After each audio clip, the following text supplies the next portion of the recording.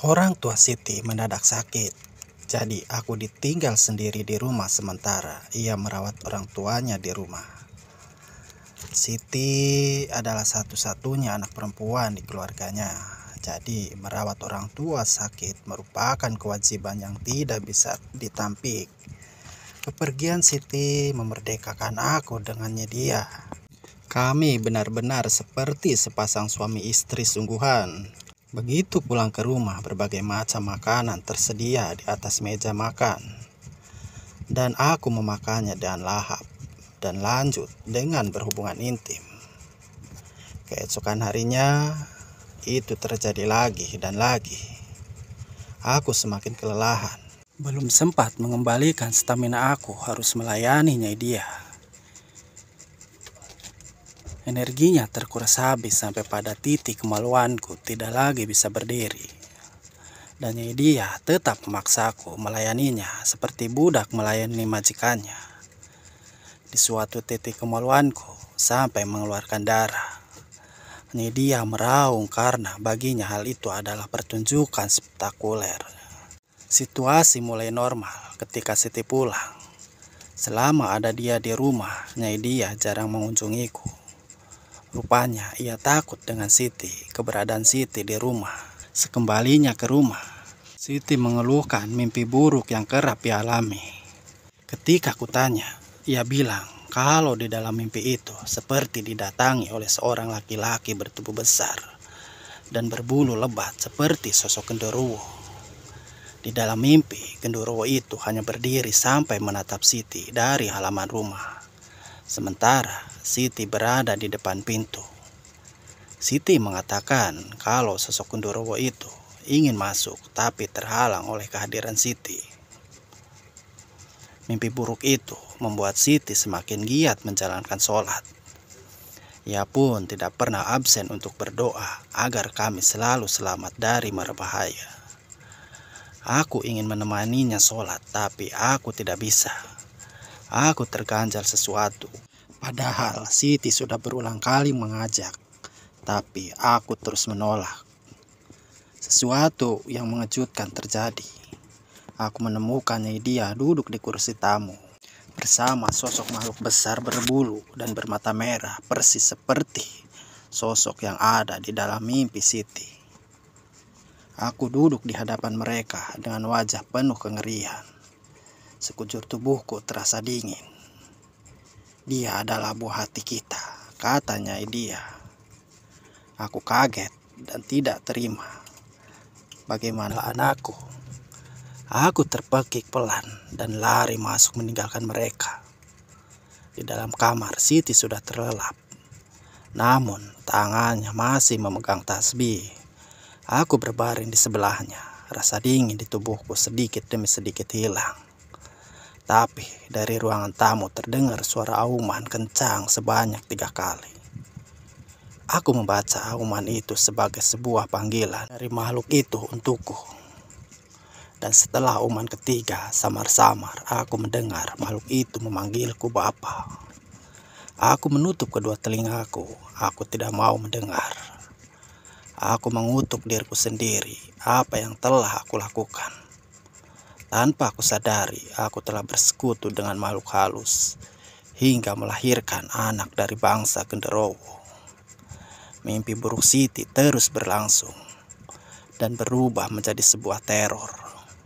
Tapi Siti sama sekali tidak gentar.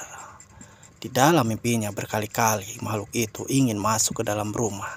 Kalau aku takut, maka rumah tangga kita jadi taruhannya, kata Siti kepadaku. Aku tidak berani memberikan reaksi apa-apa, soalnya sosok yang ia perangi di dalam mimpi adalah anak gaibku. Muncul niatan untuk memberitahu Siti, orang tuaku, semua yang terjadi. Tapi dia mengancam bahwa ia akan membunuh istriku bila aku melakukan itu. Dia tidak main-main. Orang-orang pembawa obor yang menemaninya kala mendatangiku adalah generasinya. Aku berada di dalam pusaran besar. Aku ingin minta tolong tapi tidak bisa. Sedangkan jiwa dan rumah tanggaku berada di ujung tanduk.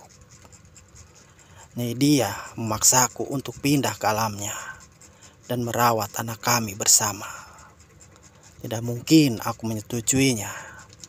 Mendengar penolakanku, Nyai Dia bilang kalau dia akan selalu mendatangiku tiap malam sampai aku setuju untuk ikut dan membina keluarga di alam gaib. Pekerjaanku di pasar mulai berantakan. Tiap siang aku sering kepergok tidur di sela-sela kardus karena malam harinya aku kurang tidur. Aku memikirkan bagaimana nasibku ke depannya. Siti pun mulai khawatir dengan kondisiku. Tapi ia tidak berani mengkonfrontasi langsung. Pada malam hari Nyai Dia memanggil namaku. Tak sekalipun ku jawab panggilan itu. Mungkin itu membuatnya kesal. Dia kemudian memindahkanku dari kamar depan ke kamar belakang. Ketika aku sedang tidur, aku terbangun karena ada seseorang membelai rambutku. Dan itu adalah Nyai Dia. Aku ketakutan melihatnya. Ia tidak marah atas ekspresiku. Dia malah sedih. Ia mengatakan bahwa ia ingin merawatku dan menjadikanku raja. Kalau perlu, ia bisa mendatangkan harta agar aku bisa kaya raya. Asal aku mau ikut tinggal di dalamnya. Lalu bagaimana saya bisa menikmati harta itu jika tinggal di alam kamu? Tanyaku. Kamu tidak perlu berada di alamku selama 24 jam. Kamu masih bisa berbagi waktu dengan alammu, katanya dia. Bagus kalau begitu. Aku hampir menyetujuinya, namun kemudian Nyai Dia mengatakan aku harus meninggalkan Siti. Ia tidak menginginkan aku bersama perempuan lain. Itu membuatku mengurungkan niat untuk berucap setuju. Biar bagaimanapun cintaku terhadap Siti masih ada. Dan aku tidak bisa meninggalkannya. Nyai Dia meyakinkanku kalau ia bisa memberikan semua yang aku inginkan. Lebih dari Siti.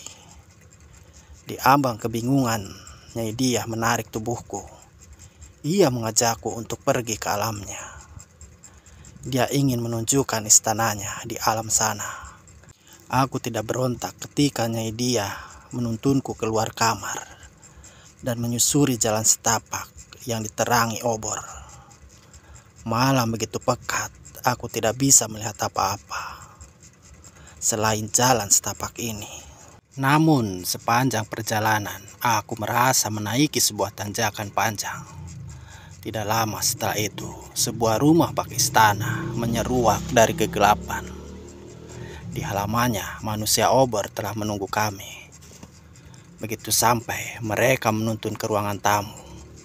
Seluruh perabotannya berwarna emas, mirip dengan di pesta pernikahan kami. Di ruangan tamu telah menunggu seorang anak pemuda berwajah rupawan. Sepintas mirip denganku. Apakah ini?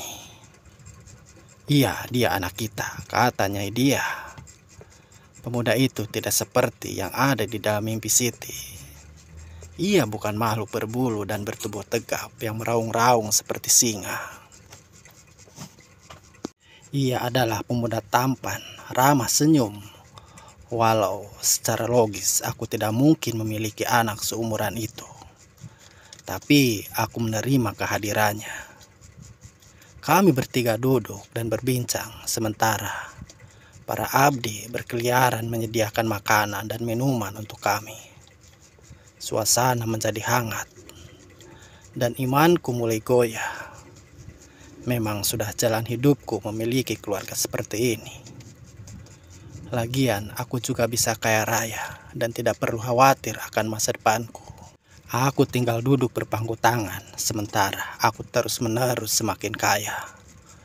Kukatakan kepada Nyai Dia kalau aku mulai berniat untuk menuruti permintaannya selama ini. Ia bisa memastikan aku kaya raya. Nyai Dia meyakinkanku kamu bisa mendapatkan harta sebanyak yang kamu mau. Tapi ada syaratnya, katanya dia. Kamu harus menyediakan 1 jiwa manusia tiap tahunnya sebagai tumbal. Aku tersentak kaget, tidak mungkin aku melakukan itu. Aku tidak ingin mengorbankan keluargaku sendiri. Nyai Dia membaca isi hatiku. Tidak perlu dari keluargamu. Kamu bisa mengambil tumbal dari jalan, kata Nyai Dia. Nyai Dia menjelaskan kalau aku bisa menaruh semacam santet kepada calon targetku. Tumbal itu bisa berupa barang atau uang. Siapapun yang memilikinya, maka akan mati. Dalam benakku, itu tidak mengubah apa-apa. Tetap saja aku harus mengorbankan nyawa manusia untuk kepentinganku. Naluri kemanusiaanku menjerit dan aku katakan bahwa aku tidak bisa melakukan itu. Nyai Dia murka. Dia menudingku makhluk tidak tahu diri. Hubungan di antara kami jadi dingin. Aku pun jadi tidak nyaman berada di sana. Aku mintanya Dia untuk memulangkanku, tapi dia menolak. Aku bersikeras, tapi dia tetap tidak ingin memulangkanku. Akhirnya aku lari dari rumah itu. Kuikuti jalan jalur setapak tadi. Di belakangku, Nyai Dia memanggil namaku. Suaranya tinggi hingga membuat telingaku sakit. Di sela-sela suaranya Nyai Dia terdengar raungan kencang. Bulu romaku meremang. Ku percepat langkahku sambil melihat sekitar. Masih gelap, tidak ada tanda-tanda rumahku. Aku berdoa di dalam hati agar aku bisa kembali ke rumah. Napasku tersengal-sengal, kakiku mulai sakit, tapi rumahku belum terlihat. Aku memutuskan untuk berlari sekencang-kencangnya sebab suaranya Dia sudah terdengar dekat di belakangku. Aku berlari dan berlari sampai kakiku mulai goyah. Tidak lama lagi, mungkin aku akan tersungkur. Tapi aku tidak menyerah. Suaranya Dia makin dekat. Sepertinya ia berada tepat di belakangku. Aku melompat sejauh mungkin, berharap bisa menghindarinya Dia. Aku mendarat di tanah merah. Cahaya obor sudah hilang. Sedikit demi sedikit ku angkat wajahku. Lega rasanya ketika aku kembali ke rumahku sendiri. Bersambung.